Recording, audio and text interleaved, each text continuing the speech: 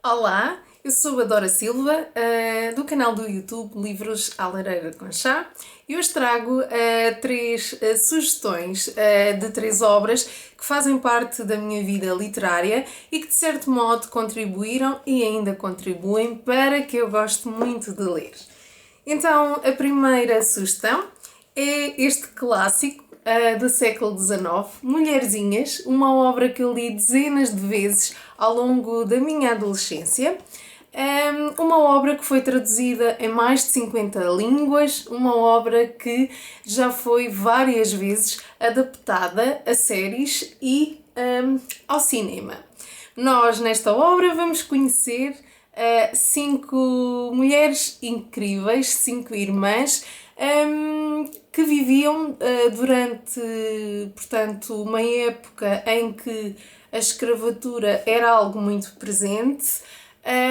As mulheres não tinham qualquer tipo de direitos civis, mas estas mulheres eram revolucionárias e tinham um bom coração.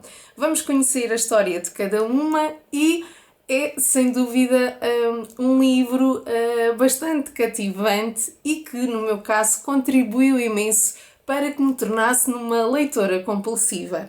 Adoro esta obra e não fazia sentido não a recomendar, não é? Então, depois, a próxima sugestão foi uma obra que eu li recentemente e uma obra que eu acho que devia fazer parte das leituras obrigatórias no período escolar, e estou a falar de O Homem que Plantava Árvores, que é uma história que se lê muito bem, é uma parábola que nos mostra a importância das nossas atitudes, da generosidade e que fala muito sobre o impacto ambiental no mundo. Eu pessoalmente fiquei mesmo fã desta obra e espero que mais pessoas tenham a oportunidade de fazer esta leitura e que vão gostar de certeza, porque é um livro mesmo muito bonito. E por fim, eu não podia deixar de trazer uma das minhas obras preferidas de sempre, uma história que eu li e que eu também recomendo praticamente a toda a gente que me pergunta um livro que seja cativante e uma leitura que seja mesmo muito boa.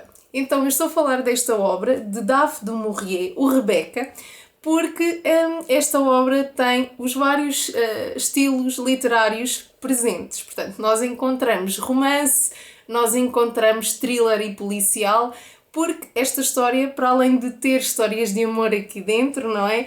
Acaba por ter um mistério que nos vai conduzir a um final que ninguém está à espera. A história é mesmo muito viciante e é uma obra que tanto homens como mulheres podem ler. E acho que após fazer esta leitura nós ficamos com vontade mesmo de ler mais qualquer coisa. Eu espero que tenham gostado das minhas recomendações.